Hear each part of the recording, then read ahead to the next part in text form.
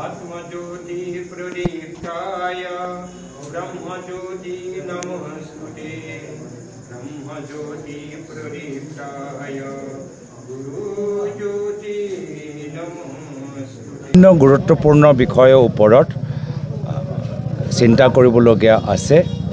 ইয়াৰ পূৰ্বতেও আমি আমাৰ উচ্চস্তৰীয় বৈঠক পলিটিকেল এফেয়াৰ্ছ কমিটি মিটিং মাতি বিভিন্ন বিষয়বোৰ আমি আলাপ আলোচনা কৰোঁ। একেই সেই প্ৰক্ৰিয়াটো আমি আগন্তুক দিনতো মানি চলিম। অলপ দিনৰ পিছত আমাৰ PAC মিটিং হ'ব আৰু বিভিন্ন আমাৰ জিলাৰ পৰা মানুহবোৰ আহিব। প্ৰত্যেকৰ লগত আমি আলাপ আলোচনা কৰি দলৰ কাৰণে এলায়েন্সৰ ক্ষেত্ৰত, সাংগঠনিক ক্ষেত্ৰত, ৰাজনৈতিক ক্ষেত্ৰত, সামাজিক মাধ্যমৰ ক্ষেত্ৰত, প্ৰচাৰৰ ক্ষেত্ৰত মাত্ৰ এলায়েন্স লগত আৰু বহুতখিনি কাম কৰিবলগীয়া আছে।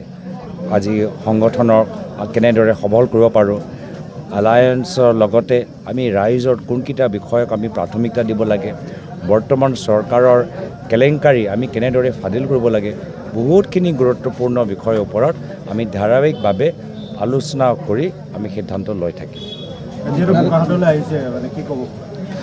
এই অঞ্চলটো মোৰ চিনাকি, ইয়াৰ পৰাই মই দুবাৰকৈ সাংসদ হ'লোঁ। যদি হিমন্ত বিশ্ব শৰ্মা ডাঙৰীয়া কলিয়াবৰত দুভাগ নকৰিলেহেঁতেন, মোক আপোনালোকে 3বাৰ হিচাপে পালেহেঁতেন। এতিয়া আপোনাৰ ওচৰলৈ আহিছোঁ, যিহেতু য'ৰ পৰা মই নিজৰ ৰাজনৈতিক যাত্ৰা আৰম্ভ কৰিছোঁ, মই তেওঁলোকক কেনেদৰে পাহৰি যাব পাৰোঁ। তো সেইকাৰণে পুৰণা আমাৰ মানুহখিনিক লগ পাবলৈ আহিছোঁ আৰু তেওঁলোকৰ আশীৰ্বাদ লৈ পৰৱৰ্তী দিনত আমি গুৱাহাটী ৰাজীৱ ভৱনৰ ভিতৰত আমি ভৰি দিম।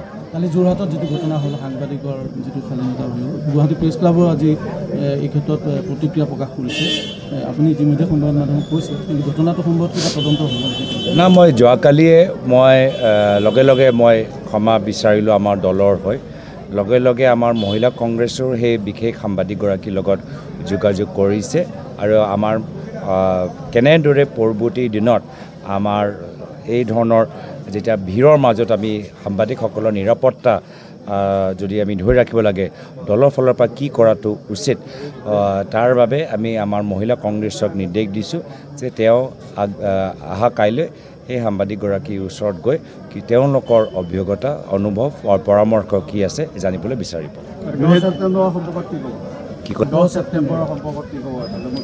মই মুখ্যমন্ত্ৰীক ধন্যবাদ কৃতজ্ঞতা জ্ঞাপন কৰিছোঁ।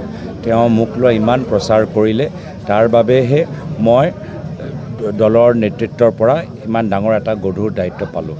যদি তেওঁ মোক লৈ ব্যস্ত নাথাকিলেহেঁতেন, তেতিয়া হ'ব পাৰে দলে মোক এই দায়িত্ব নিদিলেহেঁতেন। তো মোৰ ফালৰ পৰা তেওঁৰ প্ৰতি যথেষ্ট মৰম, শ্ৰদ্ধা আৰু মই তেখেতক কৃতজ্ঞতা জ্ঞাপন কৰিছোঁ।